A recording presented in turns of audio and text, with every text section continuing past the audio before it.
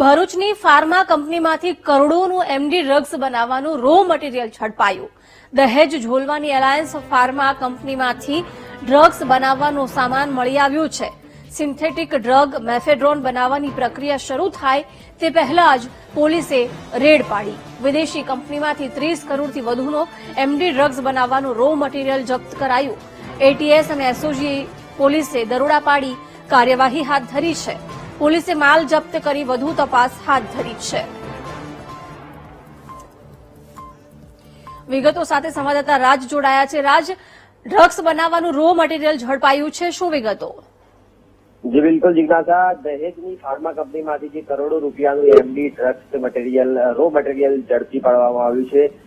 SOG અને ATF નું જે છે ઓપરેશન છે અને દહેજ જોલવાની એલાયન્સ ફાર્મ કંપનીમાંથી એમડી ડ્રગ્સ બનાવવાનું કરોડોનું મટીરીયલ ઝડપાયું છે।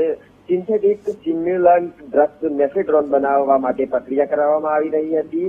તે વેળાએ જ આ જે રેડ છે એ પાડવામાં આવી હતી અને વિદેશી કંપની એલાયન્સ ફાર્મામાંથી અંદાજિત 30 કરોડ રૂપિયાનો મુદ્દામાલ જપ્ત કરવામાં આવ્યો છે। જ્યારે એટીએસ દ્વારા જો ભવિષ્યમાં પત્રકાર પરિષદ કરવામાં આવી શકે છે, એમાં પણ મોટા ખુલાસા થઈ શકે છે। જી જી બિલકુલ રાજા, આભાર જાણકારી આપવા બદલ।